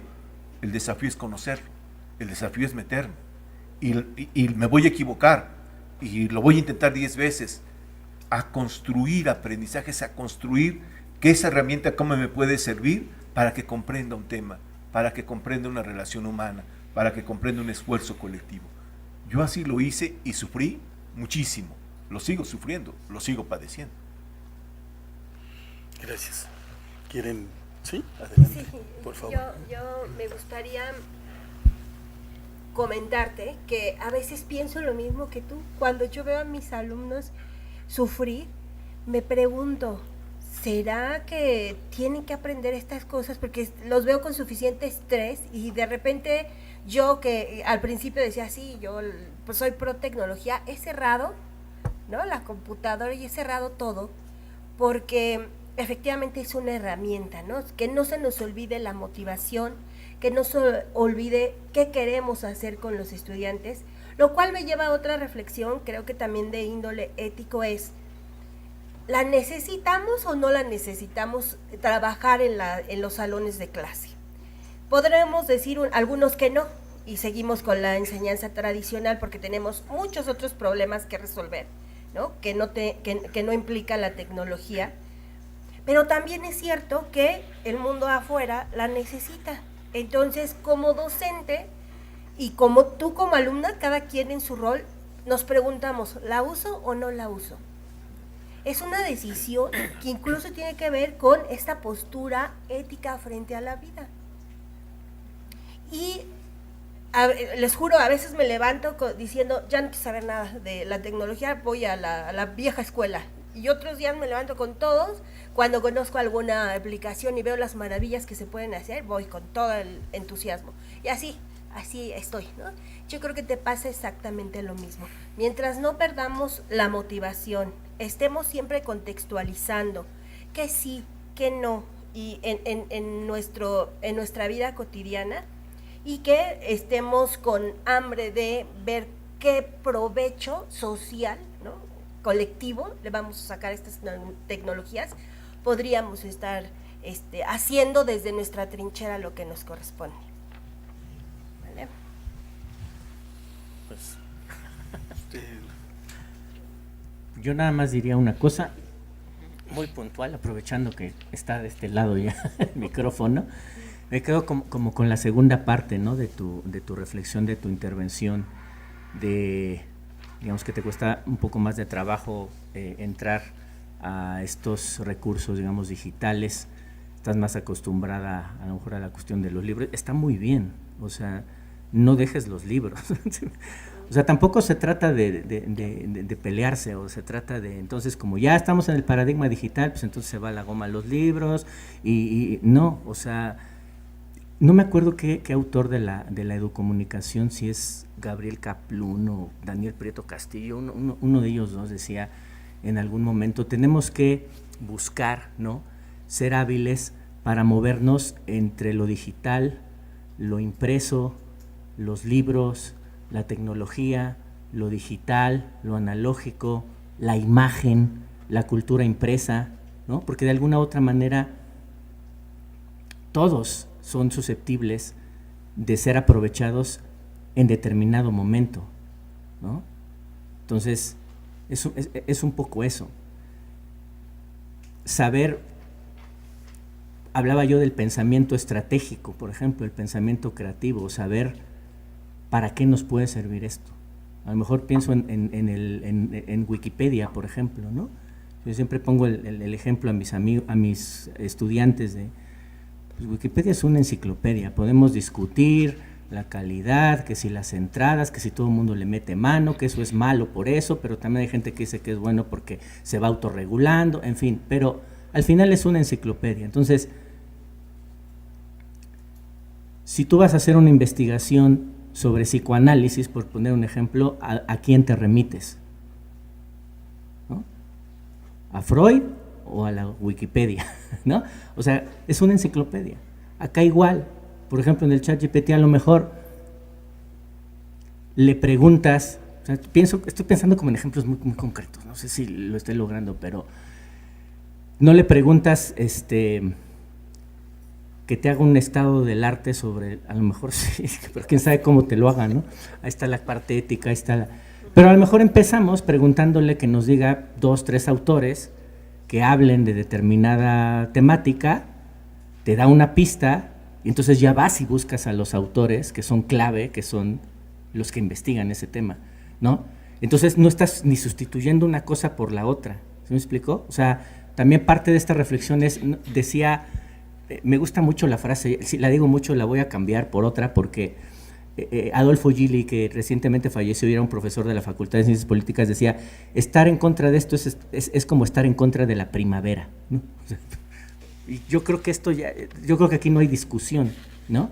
Ya está ahí, aprovechémosla, nada más que hay que hacerlo de manera, otra vez, crítica, creativa, estratégica. O sea, hay que saber cómo y por qué y para qué.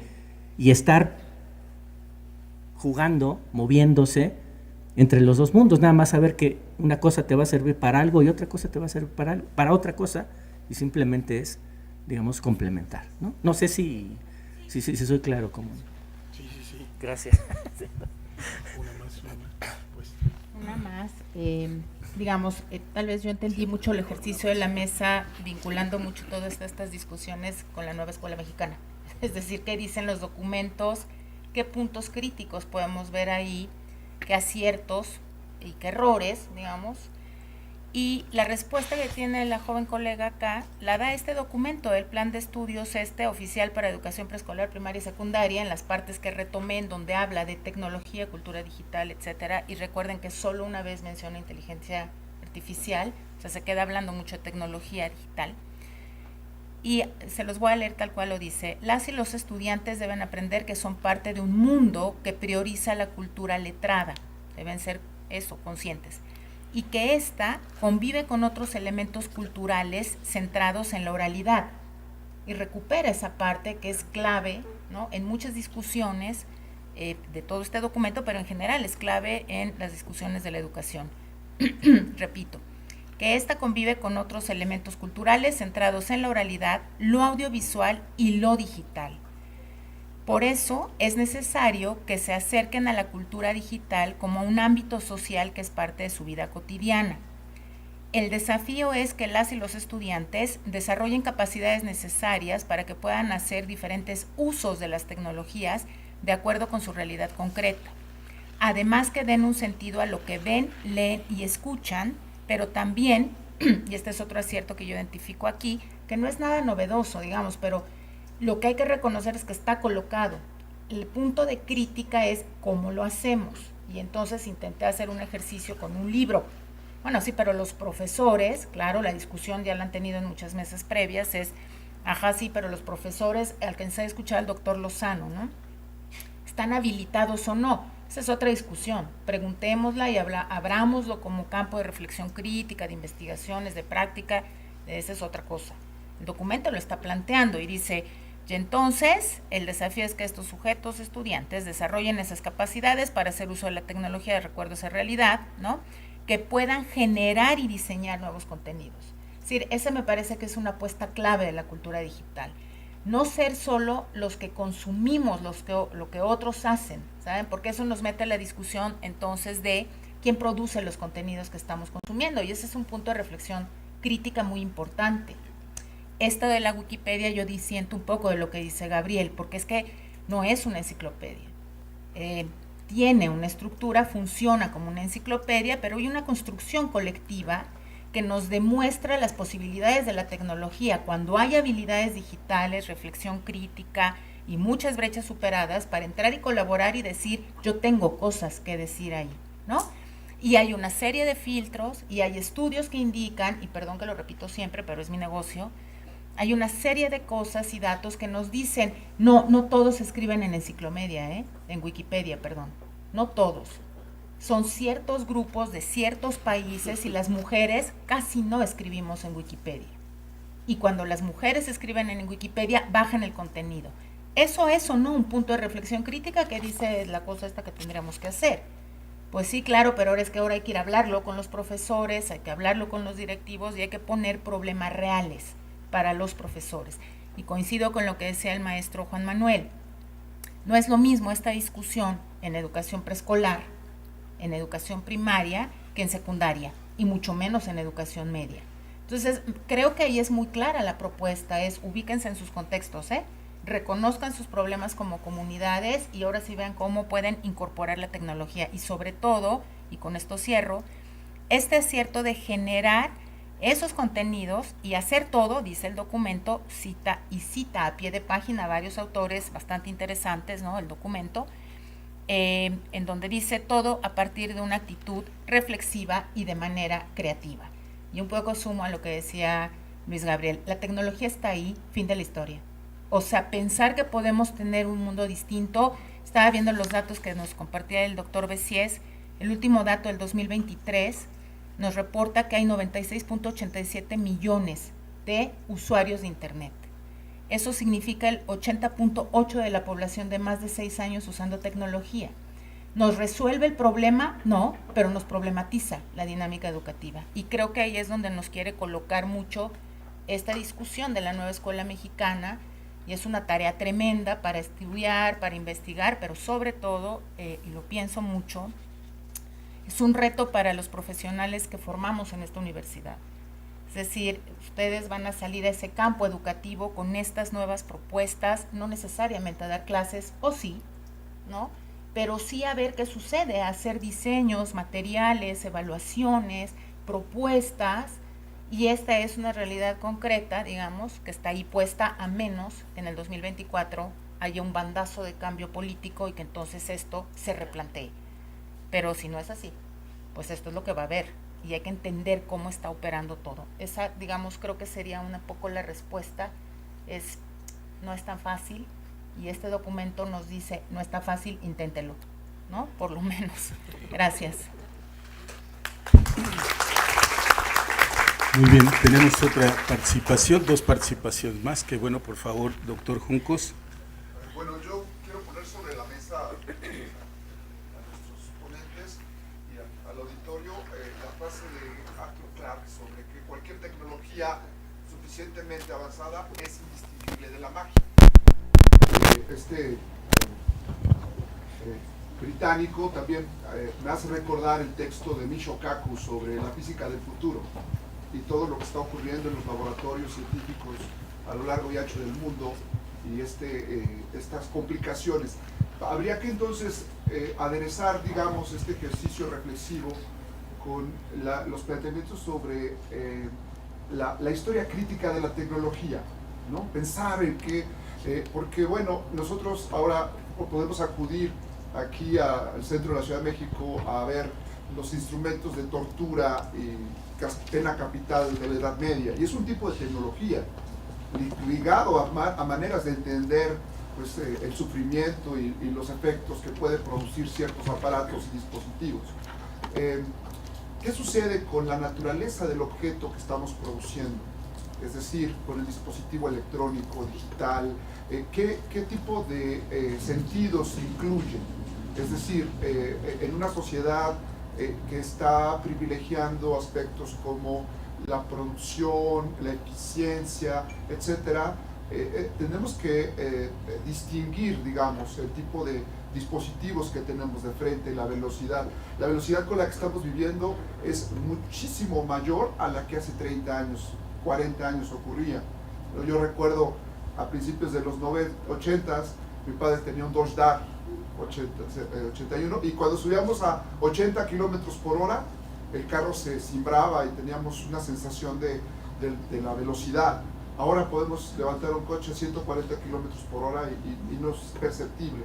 Los dispositivos digitales, la relación óculo-manual en los jóvenes que utilizan el mando, el joystick del PlayStation o del Xbox, con todos los botones que tiene, que para mi caso es muy difícil poderlos jugar, o incluso jugar en primera persona me representa un reto terrible, ¿no? Me mareo, por ejemplo. Y sin embargo, los jóvenes pueden ver el catálogo de Netflix con una velocidad y un dispositivo que genera ciertas condiciones. La velocidad con la que estamos desarrollando ciertos procesos y los estímulos, los elementos que están presentes son sensitivamente diferentes, tienen peculiaridades específicas. Eso implicaría analizar el objeto en su condición ontológica, es decir, qué tipo de objeto tenemos ahí, cuáles son los elementos que lo definen, cuáles son los posibles efectos, digamos, en el desarrollo de los procesos cognitivos, e incluso físicos, ¿no? Es decir, motrices, que representa el reto de incorporar la tecnología, porque nos deslumbra. Yo me acuerdo el superagente 86, ¿no? El asunto del zapatófono. Los más jóvenes seguramente lo podrán buscar en YouTube, sacarse el zapato y hablar por teléfono. Nosotros nos reíamos, decíamos, eso es una vacilada, ¿no? Y hablar vía wireless, ¿no? Sin cables. Y bueno, ahora los dispositivos que tenemos son muy pequeños y tenemos capacidades de procesamiento de información impresionantes y la velocidad es increíble, ¿no? En unos cuantos segundos nos puede hacer un proceso, por ejemplo, de búsqueda Google y encontrar una cantidad enorme de información. Entonces, ¿qué tipo de lógica está detrás del dispositivo al cual nos acercamos, ¿no? ¿Cómo le entramos a entender esa ontología del objeto, su telos, el sentido final que constituye ese dispositivo y los efectos que produce, por ejemplo, las pantallas, la luz azul, ¿no? Que podría estar asociado a efectos que produzcan interacciones físico-biológicas y bioquímicas en el sujeto.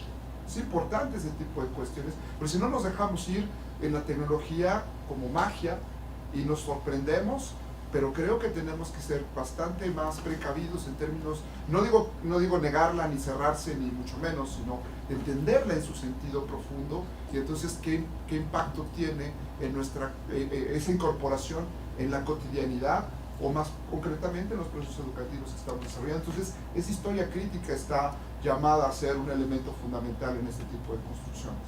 Gracias.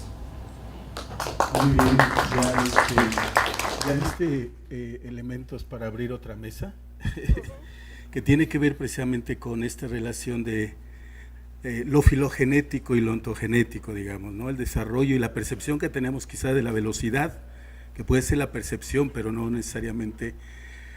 Yo pienso que todavía tenemos un cerebro muy conductista, le cuesta trabajo, entonces, pero los estímulos son de otra dimensión, ¿no? Fernando, por favor, y acá ahorita, maestra. La semana pasada veía en televisión una noticia. Tesla, su empresa de algo así, andaba solicitando candidatos, gente que se prestara para un experimento. Era una interfase que se iba a colocar en el cerebro humano y estaba en la etapa de la verificación en humanos. Ya la habían hecho con animales, ahora iban con humanos, entonces buscaban alguien candidatos, pues, ¿sí? Porque ese adelanto científico permitiría aliviar la situación de salud de varias enfermedades. Ahí manejaron la idea de los ciegos, ¿no? O de los que tienen problemas de movilidad psicomotriz, ¿no? Esa interfase permitiría justamente, mediante un control de la compleja red neuronal, que decían, después le vi otra noticia, decían, el mito de que el cerebro está dividido en hemisferios, y en fin, es un mito porque realmente es una red neuronal que funciona a manera de totalizadora, ¿no? Todo compleja, muy compleja. Y esa interfaz iba a interconectarse con eso. Dije, órale, esto lo vi en la película de Matrix, ¿no? Dije, esto ya está, es una realidad. Dije, bueno, así como estamos en la esfera del asombro, estoy en la esfera, en la límite, en la frontera del conocimiento. Son conocimientos de frontera que están abriendo otras dimensiones. Y obviamente, como decían algunos epistemólogos, si nos quitamos si ponemos nuestra mano aquí en la frente, frente a nuestros ojos, o nuestras narices, decían las abuelas, que entre nuestras narices no tenemos capacidad de ver la dimensión, lo vemos borroso, no distinguimos con claridad la silueta, ¿sí? La imagen así perfilada. Si dejamos la mano, lo vemos con claridad. ¿Qué quiero decir? Estamos en el centro de un huracán tecnológico. Somos partícipes, actores y víctimas de estas fuerzas tecnológicas. Si utilizara la perspectiva, tendría que utilizar la técnica de análisis de fuerzas, y una de las fuerzas es la tecnología, junto a otras que están impactando en el mundo moderno actual, ¿sí? Y están generando un torbellino de transformaciones. Esta racionalidad utilitarista tecnológica viene desde Descartes, ¿no? Cuando descubrió que pensaba, pero dijo, luego entonces existo. El pensamiento instrumental, la racionalidad científica tecnológica. Es decir, hablamos de siglos donde esta fuerza instrumental, racional, tecnológica nos viene avasallando y nos ha convertido justamente en víctimas de eso. ¿A dónde voy con esto? Dos cosas. Debemos recuperar la libertad, que no escuché que alguien manejara la idea de libertad como seres humanos críticos, pensantes, innovadores, de elegir hacia dónde queremos ir. No podemos negar la presencia de tecnología, por supuesto que ya está aquí, ya llegó para quedarse, ¿sí? Pero tenemos que recuperar esa idea de libertad, de qué manera queremos incorporarla, ¿sí? Y otro ingrediente me parece también indispensable, filosofar. Hemos perdido la capacidad de filosofar, de razonar. Filosofar es educación, ¿sí? Ahora nos apropiamos de modelos cognitivos, Piaget, Bausch, todos ellos, pero filosofamos en el sentido de ¿para qué educamos? ¿Por qué soy maestro?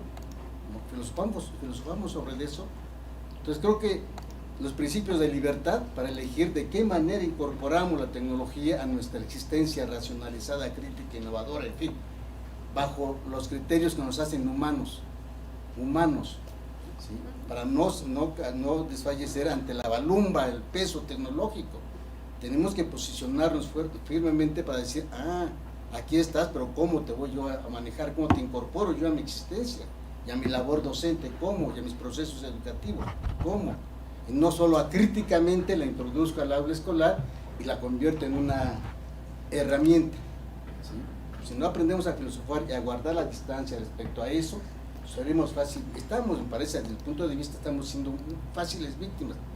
Acríticamente lo estamos incorporando. Entonces, resumo, estamos en el centro del huracán, ya en una postura que no somos países autónomos, nos llega tecnología que ya tiene probado en Tesla, ¿sí? Ya está en otra fase, ¿sí? No somos países capaces de producir, somos países consumidores de conocimiento, aunque tenemos capacidad para producir conocimiento, no lo hacemos, por una cuestión de proyecto nacional, en fin, muchas cosas, ¿sí? Recuperemos la libertad para elegir hacia dónde, cómo, de qué manera, para justificar nuestra capacidad humana, nuestra existencia humana, humanista. El humanismo se ha perdido, la avasalló esa racionalidad instrumentalista científica, la avasalló, ¿sí? Y la otra, filosofemos, ¿sí? Hagamos filosofía de nuestra existencia, lo ontológico, de alguna manera, ¿sí? ¿Dónde estoy? ¿Qué hago? ¿Para qué existo? ¿Sí? En mi labor, mi función, mi papel docente, ¿de qué manera no solo me realizo yo, sino también comparto la realización de la humanidad? Creo que son cosas que tienen que recuperarse.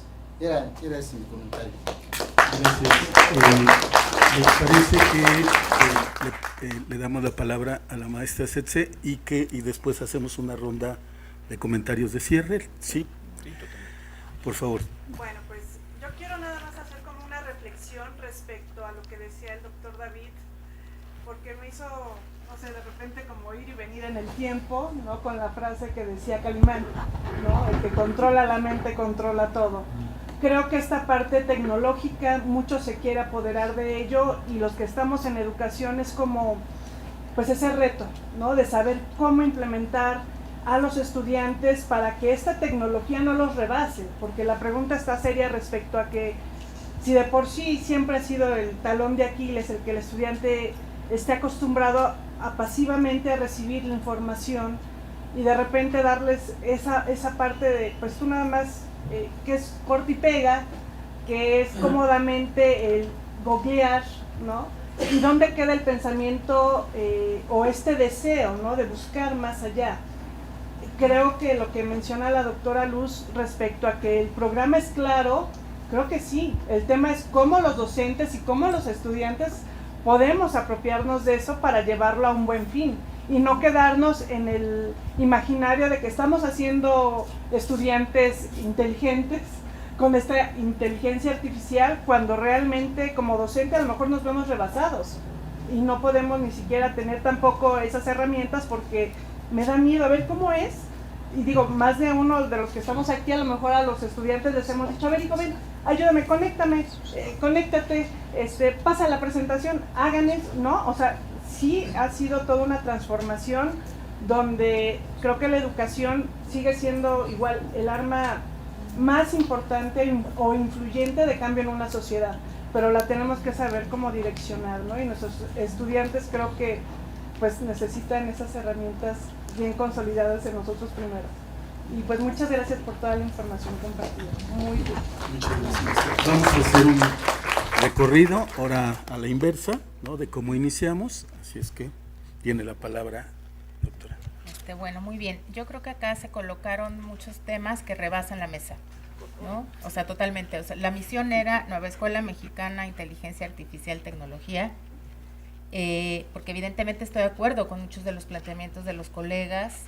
Hagamos resistencia digital. Mis estudiantes saben que yo odio las aplicaciones de banco y no tengo. Soy pro tecnología en muchos sentidos, pero hago resistencia digital, o sea, ¿por qué tengo que ceñirme a lo que otros dicen en función de resolver cosas, en fin?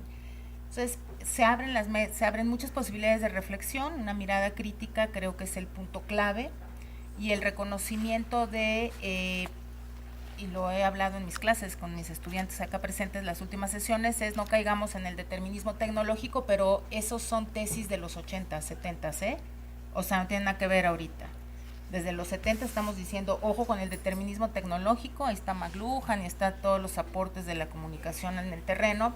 Creo que los temas rebasan la mesa y está muy padre porque somos una comunidad especializada en educación que deberíamos de tener una agenda de discusión digital mucho más amplia, incorporando esta visión que colocaban los colegas, ¿no? De esta visión crítica sobre la tecnología, discutir, Gabriel lo sabe bien, el capitalismo de datos, ¿no? El extractivismo y muchos temas que atraviesan todo acá, pero que, insisto, rebasan la mesa.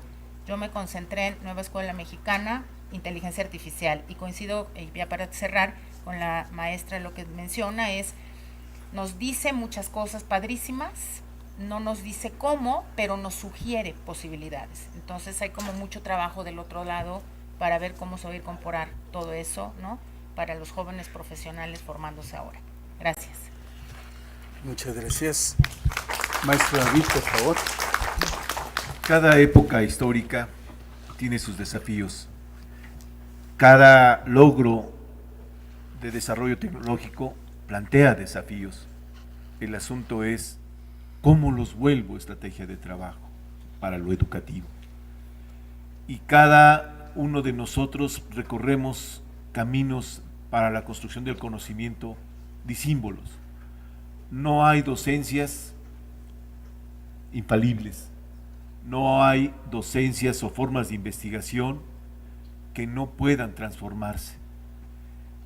Sí, en mi penúltima lámina, maestro Fernando Osnaya, sí te decía yo a la manera de Sabater, el ejercicio de la libertad de investigarlo todo, de desarrollarlo todo, pero también de cuestionarlo todo. ¿En beneficio de quién? Los tramposos siempre van a estar, corta y pega. ¿Cómo lo volvemos estrategia de trabajo útil? Sí, antes copiaban fichas y les pasábamos las fichas de trabajo a los demás. ¿Eso cómo lo volvemos estrategia de trabajo? Sí, hoy en día están las maravillas de estos chats, sí, ¿cómo lo volvemos estrategia para que los escuincles aprendan? Para que nosotros nos reconozcamos en su discurso y ellos se reconozcan en lo que estamos pretendiendo construir colectivamente. Por eso, finalmente, a mí me agrada muchísimo cuando un chico se maravilla de lo que puede construir con la tecnología, de lo que puede preguntar con la tecnología, de lo que puede entender y significar en beneficio de quién la tecnología. ¿Y se equivoca? Pues sí. ¿Hace malos planteamientos? Sí, seguro. ¿Qué nos garantiza que antes en lo presencial nuestra docencia era infalible? Los modelos presenciales también tienen sus limitaciones. La tecnología también tiene sus limitaciones. Gracias.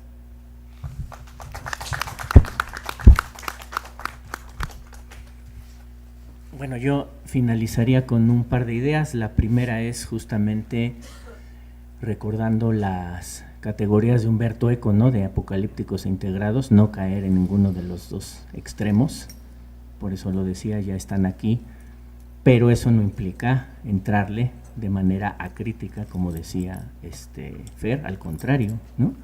Eso implica todo un conjunto de habilidades digitales críticas que en conjunto nos permiten interactuar, aprovechar justamente esas tecnologías. Y o desde el punto de vista o en el sentido de la utilización o del aprovechamiento en términos educativos con respecto a la nueva escuela mexicana, yo retomaría algunas líneas que decía o que ponía la doctora Marilú en su presentación, que es que indudablemente el docente adquiere una importancia o no la pierde, no es que la adquiera ahora, nunca la ha perdido, ¿no? O que ahora la adquiera porque antes no la tenía, no, sigue siendo fundamental y obviamente el sentido pedagógico es muy importante. Alguna vez hicimos para AIDU un encuentro, unas mesas justamente cuando estaba la pandemia y le llamamos a la mesa por una pedagogía, o parecía que era una pedagogía sin tecnologías, ¿no? Y tecnologías sin pedagogía, ¿no? Yo creo que esos justamente son los dos extremos que hay que evitar, ¿verdad? Una pedagogía sin tecnologías actualmente es difícil por lo que se ha comentado, pero al revés, o sea, las tecnologías por sí mismas no nos llevan a ningún lado, ¿no? Entonces, cuando digo tecnologías con pedagogía es justamente porque el sentido pedagógico, porque las estrategias, porque la reflexión que decía Fernando y obviamente el papel docente, pues es lo que tienen que hacer la diferencia, porque por sí mismas, pues no, efectivamente no os van a llevar a ningún lado. Y todo tiene también, como decía Marilu, su lado, le digo yo, su lado B, ¿verdad? La cuestión de del aprovechamiento de datos, ¿no? Todas esas cuestiones, el control, ¿no? La vigilancia, pues finalmente efectivamente son cosas que también tenemos que ser críticos con ello, ¿no? También tenemos que desarrollar habilidades para reconocerlas y para lidiar con eso justamente, ¿no? ¿Qué publicamos en Facebook? ¿Qué no publicamos? En fin, hay un conjunto de cosas que finalmente ahí está, ¿no? El control, la crítica con respecto a quiénes son los grupos que finalmente desarrollan esa tecnología, cuáles son los países. Entonces, parte de la convivencia en este mundo tiene que ver efectivamente con el desarrollo de esas habilidades digitales críticas, digamos, en términos como muy, muy generales, ¿no? Yo ahorita pensaba, el maestro no se va a acordar, pero yo tomé un curso con él para que me enseñara a usar ChatGPT, y hasta ahorita que estoy viendo su nombre dije, claro, él me enseñó a usarlo. Y hasta en aquella ocasión, porque fue en línea, les dije, creo que somos vecinos. Entonces, mi cierre es para agradecer el espacio a la maestra Elisa que lo abrió, que lo organizaron, los organizadores, y que nos permite conocernos, porque estamos en la misma institución y a veces no nos conocemos, no sabemos lo que estamos haciendo, y se abre, ¿no? Ahora sí se abre un abanico de posibilidades de temas, ¿no? Ya plantearon dos, estaba, cuando yo vi ética, ¿no? Ética en la tecnología, bueno, me emocioné porque son temas que hay que tocar, ¿no? La ontología, la filosofía de la tecnología. Cuando leí filosofía de la tecnología, dije, Dios mío, no solo vamos a estar hablando de aplicaciones, ¿no? Sino hay que estar elevando la discusión. Entonces yo cierro festejando y agradeciendo el espacio y esperando que no se cierre, ¿no? Que al contrario se empiece a organizar más discusiones como estas para, pues eso, que como comunidad contextualicemos y veamos qué vamos a hacer nosotros en lo particular, ¿no? Muchas gracias.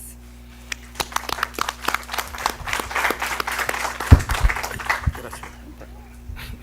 Bueno, pues muchas gracias a todos, a todas. Agradezco a los colegas de esta mesa con quienes fue un gusto compartir este espacio y obviamente a los compañeros asistentes. Les invitamos a que se puedan quedar. La siguiente mesa se llama Entornos Favorables y Justicia Social. Va a estar el doctor Luis Adrián Aldrete, Elian Marguet, la doctora Elian Marguet, Elena Tapia y Juan Manuel Delgado. Y después vamos a tener un receso para en la tarde trabajar de 4 a 6, experiencia de los actores. Entonces, todo en torno, como bien lo señalaba la doctora Luz María, en la reflexión de esta nueva escuela mexicana, en la propuesta y en lo que impacta necesariamente a la Universidad Pedagógica Nacional. Muchas gracias. Muchas gracias.